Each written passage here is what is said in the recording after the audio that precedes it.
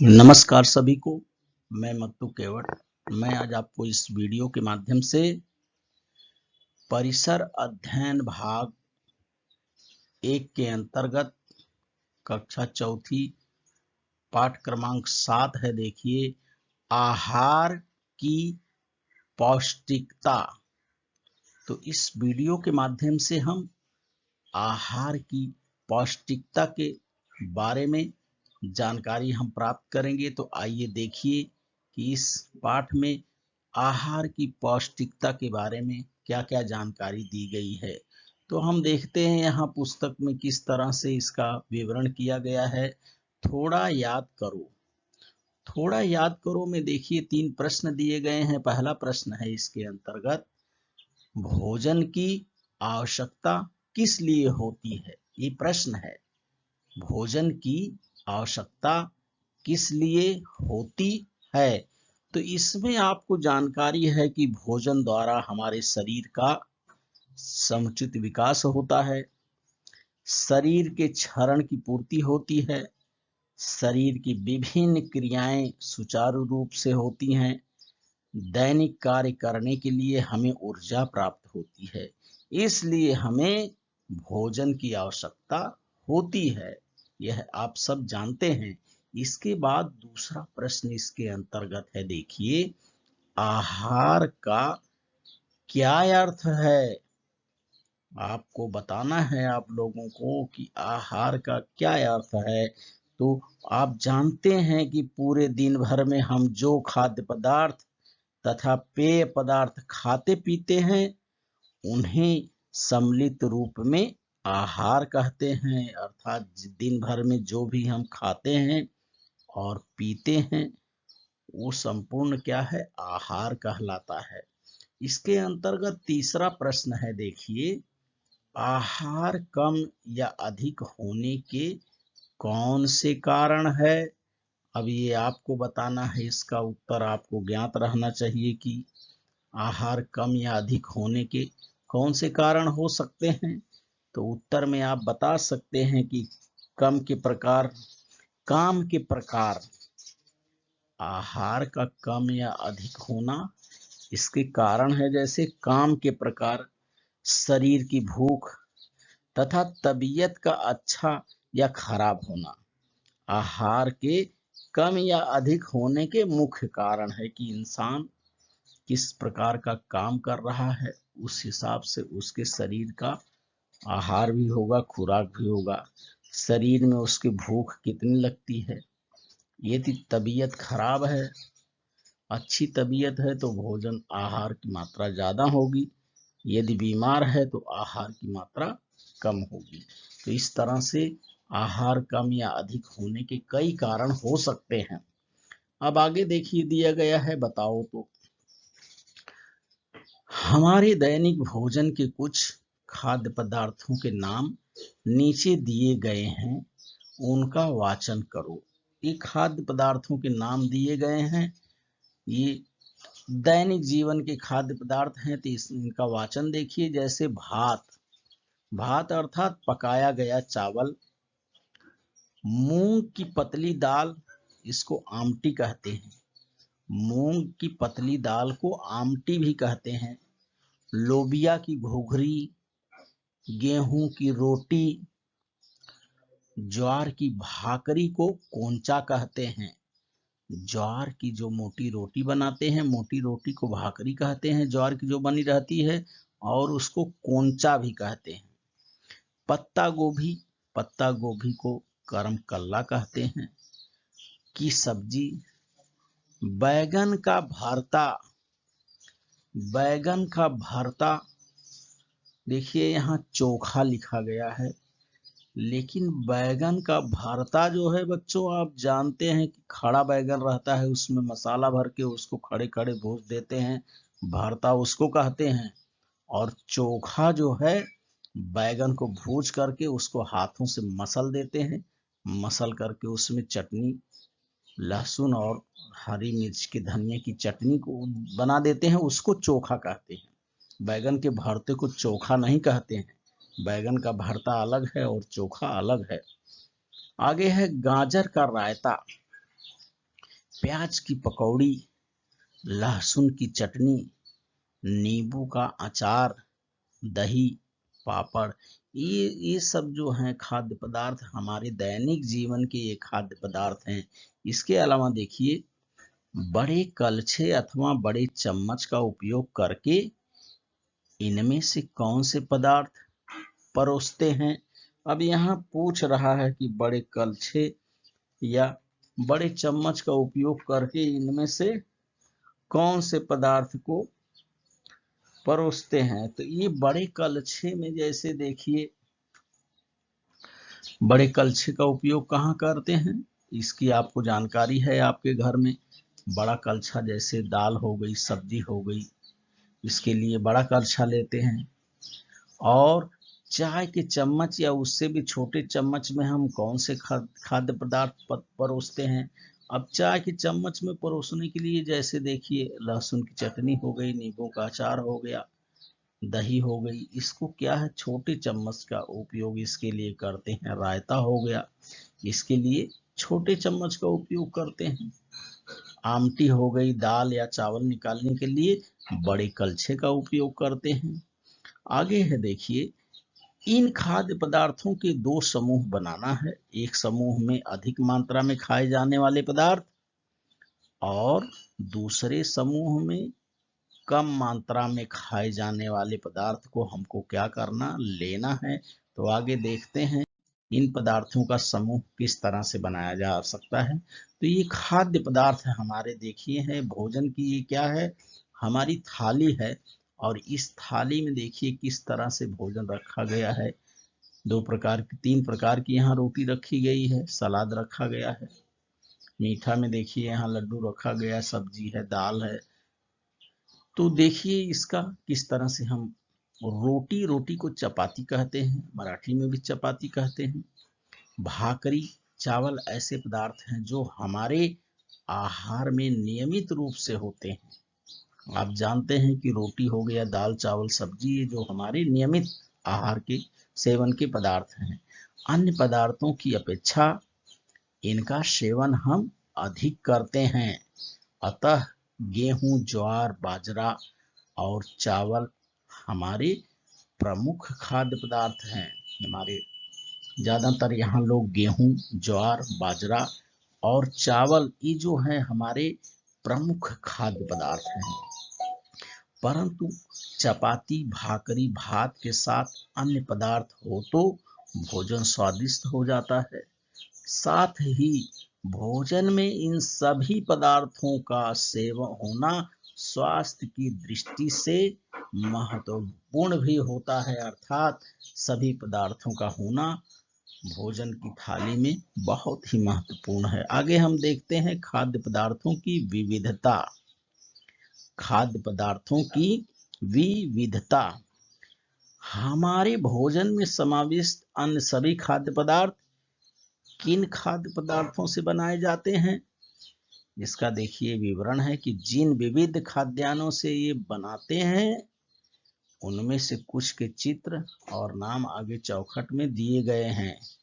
इनमें से हमें करना क्या है, कौन कौन से पदार्थ हमने देखे हैं, जो पदार्थ तुम्हारी जानकारी में हो उन्हें प्राप्त करके देखने का क्या करना है, प्रयास करना हमें इन चौखट में। अब हम चौखट में देखते हैं कि हमें क्या क्या दिया गया है। अब इस चौखट को हमको ध्यान से देखना है कि इसमें क्या क्या है। देखिए, चौखट में दिए गए खाद्य पदार्थों को देखो और इनमें से क्या करना है, आपको जानकारी प्राप्त करना है कि कौन कौन से खाद्य पदार्थ हैं। तो आप देखिए ध्यान से।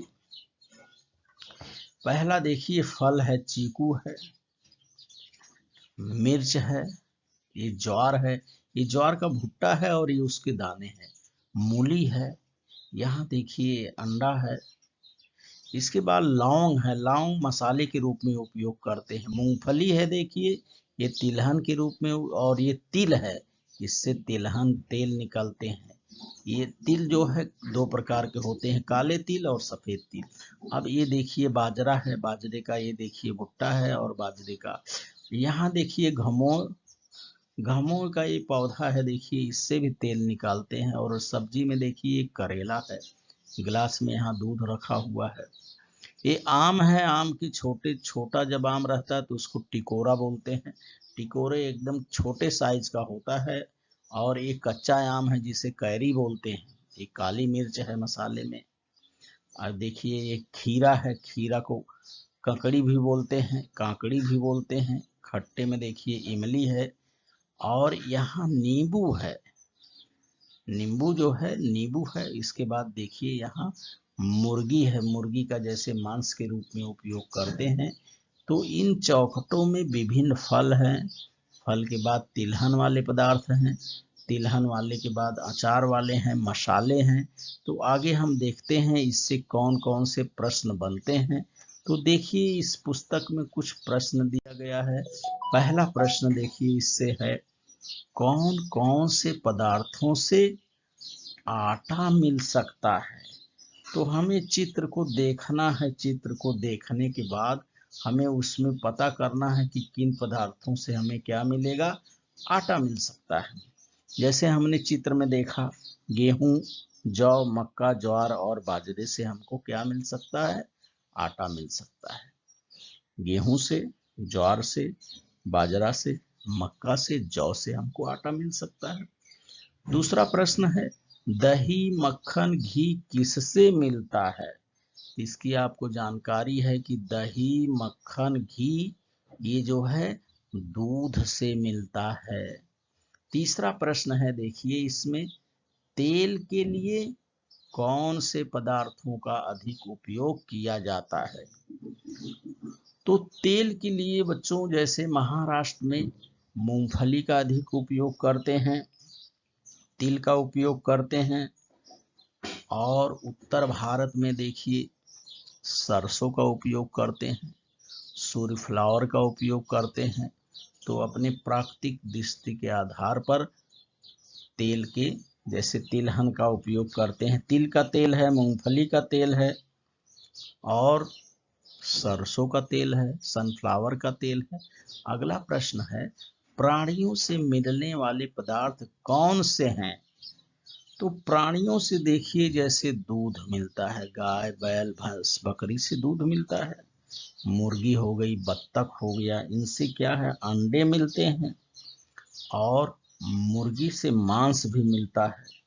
मांस के लिए प्राणियों से मांस प्राप्त होता है। दूध हो गया, अंडा हो गया और मांस, ये हमें प्राणियों से प्राप्त होता है। कौन से पदार्थ खट्टे, मीठे, तीखे और कड़वे लगते हैं। अब इसमें हमें बताना है आपको कि कौन से पदार्थ जो हैं खट्टे हैं। आपने चित्र में अभी देखा तो खट्टे में देखिए, चित्र में आपको दिखाई दिया है कि खट्टे में इमली है, नींबू है और आम का टिकोरा है जिसे कच्ची कैरी बोलते हैं। ये चित्र में दिखाया गया है। तो आम हो गया, नींबू हो गया और टिकोरा, ये इनसे खट्टे पदार्थ हैं। अब मीठे पदार्थ में आपको चित्र में क्या दिखाई दिया, मीठे पदार्थ में एक चीकू दिखाई दिया है। जो चीकू का फल है वो मीठा है। इसके बाद तीखा में देखिए क्या दिखाई दिया। तीखे पदार्थों में मिर्च और काली मिर्च और लौंग, चित्र में मिर्च है, काली मिर्च है, लौंग है, ये पदार्थ जो है तीखे हैं। और कड़वा पदार्थ में हमें चित्र में करेला दिखाई दिया, जो करेला है वो कड़वा होता है। और छठा प्रश्न है, ये जो आपने इसके पहले चित्र देखा उन चित्रों पर आधारित ये प्रश्न है, हम कौन कौन से पदार्थ कच्चे खाते हैं। अब चित्रों में देख करके आपको बताना है। जैसे हम खीरा हो गया, ककड़ी, मूली, मिर्च और कच्चा आम जिसे टिकोरा कहते हैं, इसे हम कच्चा खाते हैं। मूली हो गई और ककड़ी हो गई जिसे खीरा भी बोलते हैं। इमली को भी कच्चा खाते हैं, इमली हो गई और आम हो गया। इन पदार्थों को हम कच्चा खाते हैं। सातवां प्रश्न इस पर बनता है कि कौन से पदार्थ अत्यंत कम मात्रा में उपयोग में लाए जाते हैं। तो कम मात्रा में उपयोग में लाए जाने वाले पदार्थ हैं जैसे मसालों में लौंग हो गया, काली मिर्च हो गई, मिर्च हो गई और इमली। इनका न बहुत कम उपयोग किया जाता है। लौंग, काली मिर्च, मिर्च और इमली का उपयोग कम मात्रा में किया जाता है। 8वां प्रश्न इस पर बनता है, देखिए, कौन से पदार्थ अधिक मात्रा में उपयोग में लाए जाते हैं? तो चित्र में आपने देखा कि ज्वार, बाजरा और दूध जो है, इसका उपयोग बहुत अधिक मात्रा में, और इस प्रश्न का उत्तर हम क्षेत्र के अनुसार दे सकते हैं कि जिस क्षेत्र में जो चीज अधिक पैदा होती है वहां लोग उसका अधिक उपयोग करते हैं। जहां गेहूं पैदा होता है वो गेहूं खाते हैं, जहां ज्वार है वहां ज्वार, बाजरा है, जहां दूध वगैरह है, जहां मछली अधिक है वहां लोग मछली का उपयोग करते हैं। तो इस प्रश्न का उत्तर क्षेत्र के अनुसार लोग पदार्थों का अधिक या कम मात्रा में उपयोग करते हैं। तो हमने देखा कि हम जिन खाद्यान्नों का उपयोग करते हैं उनमें कितनी विविधता है। अलग अलग कारणों से हम विभिन्न पदार्थों का उपयोग करते हैं। मक्खन प्राप्त करने के लिए दूध की आवश्यकता होती है। भाकरी, कोंचा बनाने के लिए ज्वार, बाजरे का आटा लिया जाता है या गेहूं का आटा लिया जाता है। पदार्थ को खट्टा स्वाद देने के लिए नींबू, इमली और टिकोरे या कच्चा आम का उपयोग किया जाता है। मीठे पदार्थ बनाते समय गन्ने से मिलने वाली शक्कर या गुड़ का उपयोग किया जाता है। आगे हम देखते हैं कि जिस प्रकार खाद्यान्नों में विविधता पाई जाती है उसी प्रकार लोगों की पसंद नापसंद भी अलग अलग होती है। उसी प्रकार कुछ पदार्थों को हम बार बार खाना चाहते हैं और कुछ पदार्थों को खाने से बचना चाहते हैं। परंतु महत्वपूर्ण बात यह है कि खाए जाने वाले पदार्थों से हमारे शरीर की भोजन संबंधी आवश्यकताएं पूरी होती हैं या नहीं, इस पर ध्यान देना आवश्यक है। शरीर की विभिन्न आवश्यकताओं की पूर्ति करने वाले घटक सभी खाद्यान्नों में कम या अधिक मात्रा में होते हैं। आगे देखते हैं, भोजन के कुछ घटकों से हमारे शरीर को ऊर्जा प्राप्त होती है। हम दिन भर कई प्रकार के काम करते रहते हैं, खेलते हैं। उसी प्रकार श्वसन और पाचन जैसे कई कार्य भी शरीर में निरंतर होते रहते हैं। इन कार्यों के लिए भी शरीर को ऊर्जा की आवश्यकता होती है। भोजन के कुछ घटकों द्वारा हमारे शरीर की वृद्धि होती है। दैनिक कार्यों में शरीर का जो क्षरण सीजन होता है उसकी पूर्ति होती है। कुछ अन्य घटकों से शरीर हिष्ट पुष्ट बनता है। शरीर में ऊर्जा देने वाले पदार्थों का संग्रह होता है। आगे देखिए, कुछ अन्य घटकों से शरीर हिष्ट पुष्ट बनता है। शरीर में ऊर्जा देने वाले पदार्थों का संग्रह होता है। कुछ ऐसे अन्य घटक हैं जिनसे शरीर की विशिष्ट आवश्यकताओं की पूर्ति होती है। उदाहरण है, देखिए, भोजन के कुछ घटक शरीर की हड्डियां मजबूत करते हैं। भोजन के कुछ घटक शरीर को रोगों का सामना करने की क्षमता प्रदान करते हैं। शरीर के सभी काम सुचारू रूप से होने के लिए पर्याप्त पानी की भी आवश्यकता होती है। हमारे शरीर के काम व्यवस्थित रूप से चलते रहने के लिए शरीर हिष्ट पुष्ट होना चाहिए। इसलिए हमारे आहार में भोजन के सभी घटक होने ही चाहिए। ये घटक विभिन्न खाद्य पदार्थों से कम अधिक मात्रा में हमें मिलते हैं। इसलिए हम अपने दैनिक भोजन आहार में विभिन्न खाद्य पदार्थों का अदल बदल कर समावेश करते हैं। ऐसा आहार ग्रहण करने से शरीर का उत्तम पोषण होता है। आगे देखते हैं, क्या तुम जानते हो। अब इसमें देखिए क्या दिया गया है कि बहुत से लोगों को ऐसा लगता है कि सस्ते पदार्थों की अपेक्षा महंगे पदार्थ अधिक पौष्टिक होते हैं, परंतु यह सही नहीं है। सभी महंगे पदार्थ अत्यधिक पौष्टिक नहीं होते। इसी प्रकार सभी सस्ते पदार्थ कम पौष्टिक नहीं होते। अर्थात आगे देखते हैं, खाद्य पदार्थों की पौष्टिकता बनाए रखने के लिए हमें क्या करना पड़ेगा। खाद्य पदार्थ तैयार करते समय उनके पोषक घटकों के नष्ट होने की संभावना रहती है। ये न हो, इसके लिए हम निम्नानुसार सावधानियां रख सकते हैं। पहला देखिए क्या है। भोजन बनाते समय जितना आवश्यक हो उतना ही पानी डालना चाहिए।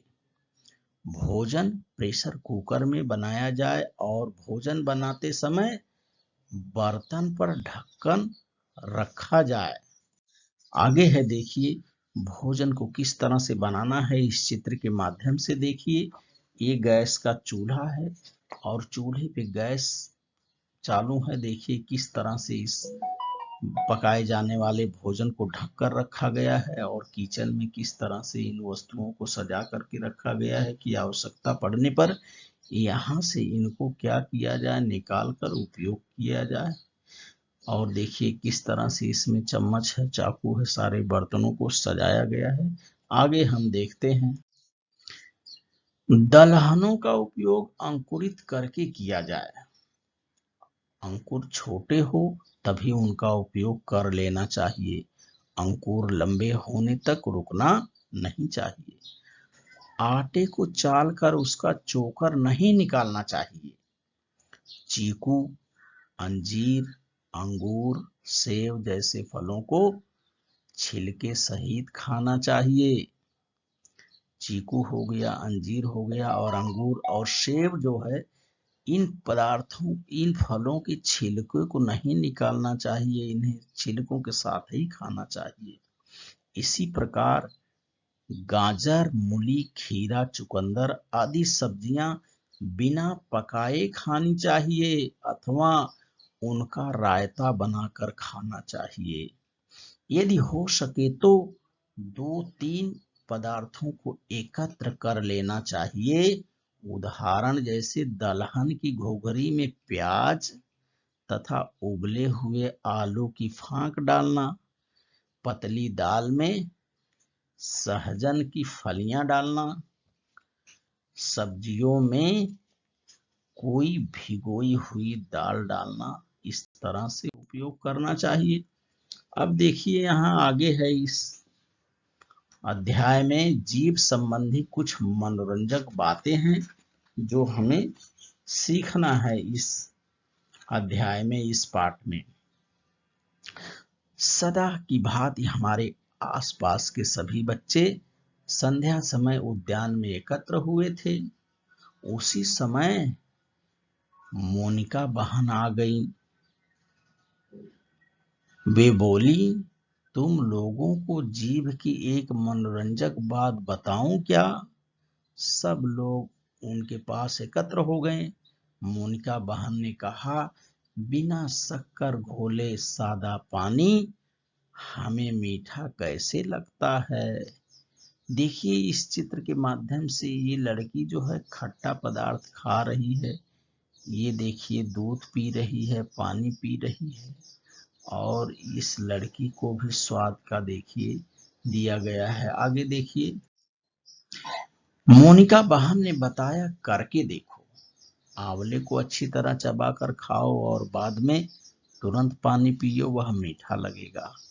तो चित्र में उस लड़की को आंवला दिया गया, लड़की ने आंवला को खाया, फिर पानी पिया, उसको मीठा लगने लगा। मेरी ने कहा, अरे सच, मुझे तो मालूम ही नहीं था। तब बालू ने बताया, स्वाद की जानकारी जीभ से ही होती है, पिछले वर्ष ही हमने यह पढ़ा था, परंतु एक जीभ से हमें अलग अलग स्वादों की जानकारी कैसे होती है? सुभाष ने तुरंत पूछा, तो क्या तुम्हें 10 जीभ होनी चाहिए? इस पर सब हंस पड़े। मोनिका बहन बोली, अरे बालू, आंखें तो केवल 2 ही होती हैं, परंतु इन 2 आंखों से हम कितने रंग देखते हैं। ऐसे ही एक जीभ से हम अलग अलग स्वाद भी समझते हैं। निरीक्षण करने के लिए देखिए एक चित्र दिया गया है और जीभ का निरीक्षण यहाँ ये बालक कैसे कर रहा है। सवेरे सवेरे उठने के बाद मुंह धोकर स्वच्छ करो, जीभ को भी स्वच्छ करो और दर्पण के सामने खड़े हो जाओ। अब अपनी जीभ बाहर निकालो। जीभ कैसी दिखाई दे रही है, इसे अत्यंत सावधानी से देखना है। जीभ पर छोटे छोटे उभार दिखते हैं। इन उभारों को स्वाद कलिका कहते हैं। स्वाद कलिका का अर्थ है स्वाद की पहचान कराने वाली कलियां। इन्हीं स्वाद कलियों की सहायता से हमें प्रत्येक प्रकार के स्वाद का ज्ञान होता है। आगे देखिए विभिन्न स्वादों का आस्वादन। विभिन्न स्वादों का आस्वादन में देखिए नीचे दी गई कृति करके देखो कि जीभ को अलग अलग प्रकार के स्वादों की जानकारी कैसे होती है। इसके लिए हमें नीचे दी गई सामग्री की आवश्यकता होगी। पहला देखिए मिश्री या गुड़, नमक, इमली या नींबू, मेथी के दाने या करेले की फांक, 5वां है आंवले की फांक। इनमें से प्रत्येक पदार्थ का स्वाद चखो। एक पदार्थ का स्वाद चखने के बाद